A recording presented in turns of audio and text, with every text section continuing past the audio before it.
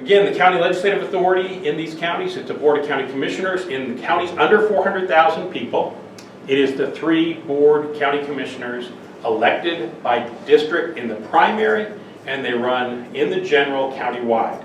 That is the uniform system created by statute. That's true of all 32 of the uniform counties, with the exception of counties that are more than 300,000 to 400,000. You may become a commission of 5 members. Thurston County just voted this last November to become a 5-member commissioner. They're now over 300,000 people. And if you're more than 400,000, you become a 5-member commission elected by district only. And Spokane County just went that direction.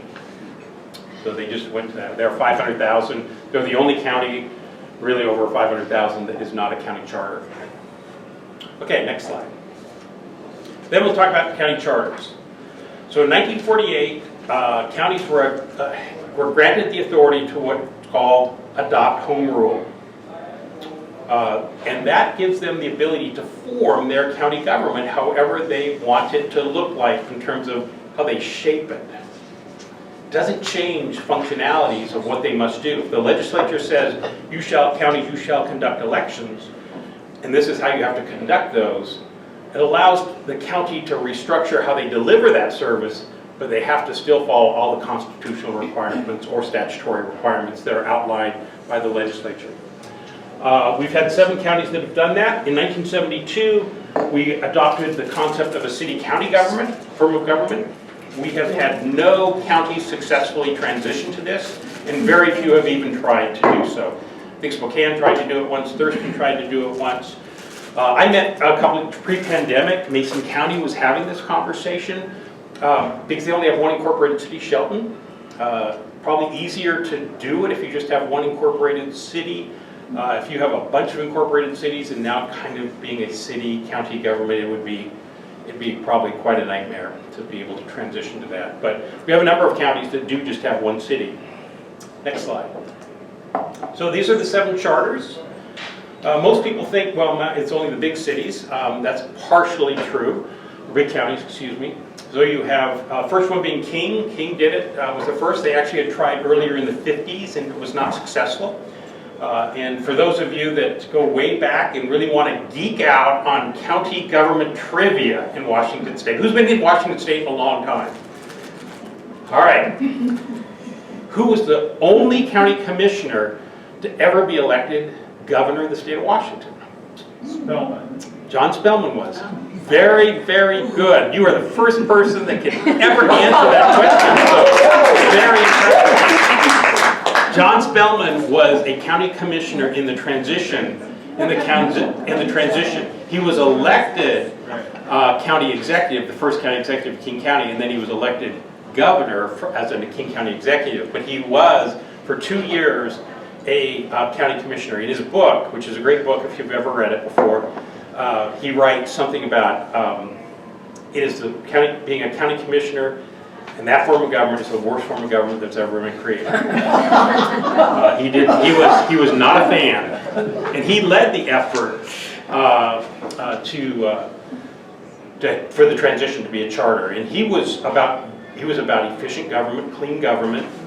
If you remember, King County had some difficulties and some cronyism going on in prostitution and gambling and all those types of things. And you think about this, like this is the 60s. And the funny thing is, Pierce had the same issues in 1981. Typically what happens for a county charter is there's a catalyst for change because there's just some shenanigans going on, and the citizens want a clean government.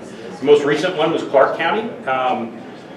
2 of the 3 board members ignored their own personnel policies and hired a legislator to be their environmental services director over the objection of the county manager, who subsequently resigned. And the citizens said, no, we're not going to do that. That's not who we want to be. They now have a council that has no administrative responsibilities and a county manager, appointed county manager, that has the day-to-day operational responsibilities. Very similar to what you would see in Ellensburg with a city council and a county city manager.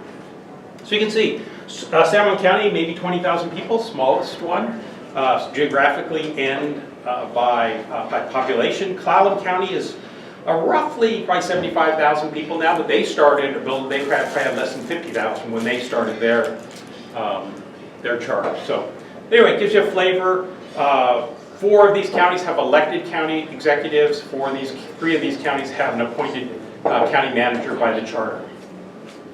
But we're not here to talk about charters, so let's go to the next slide.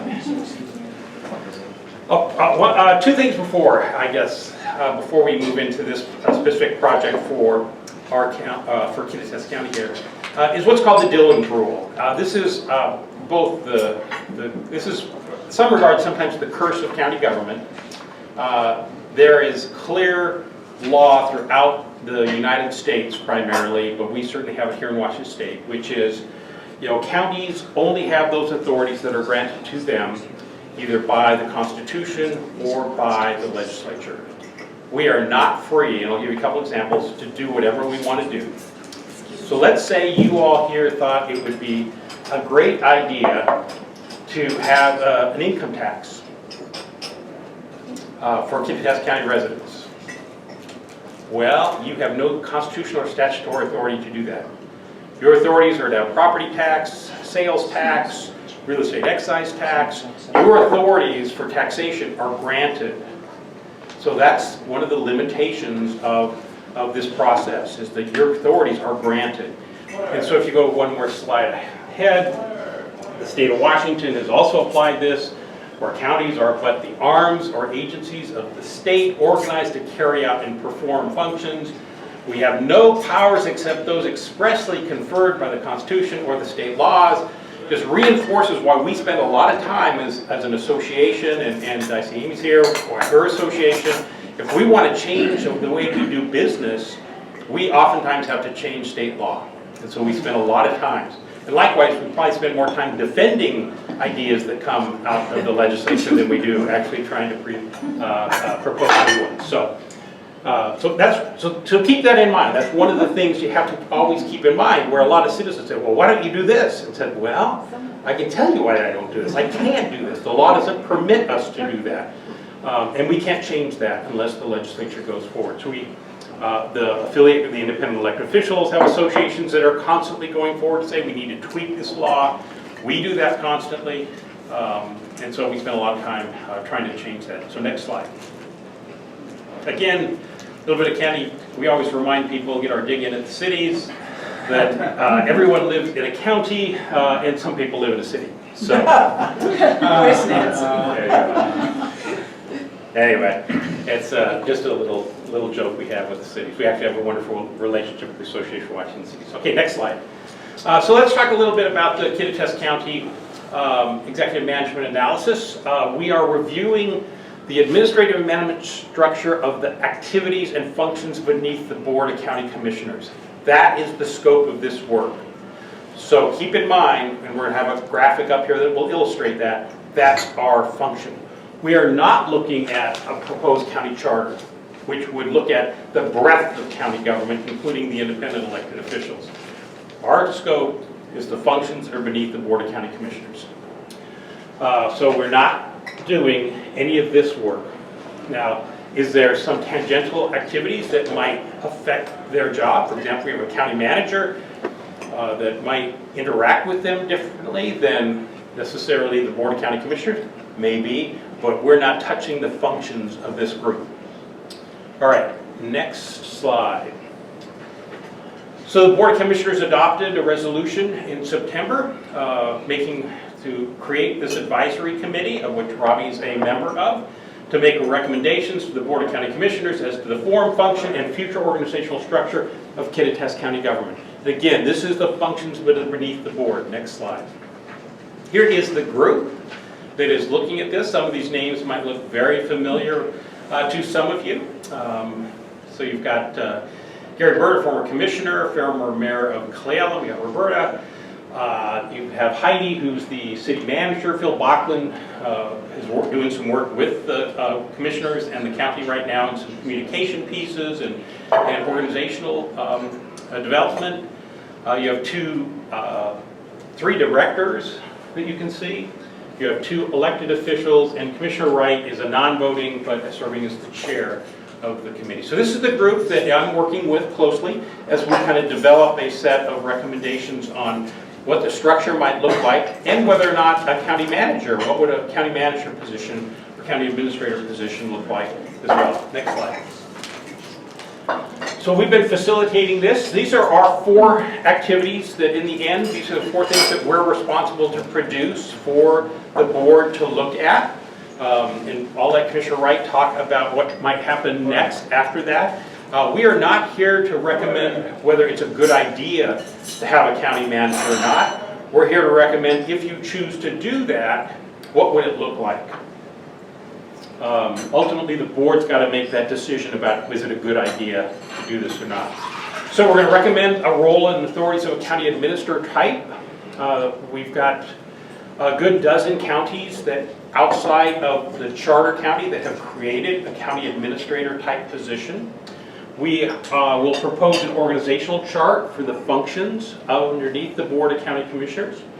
We are looking at the structure of finance and budget for the county and how that should necessarily be organized as well, and a potential position description for the county administrator. Yep, you're good. So the Board of Commissioners has the power to create a CEO? Yes. Yeah. There are, yes, they have the authority to create the administrative structure for their departments.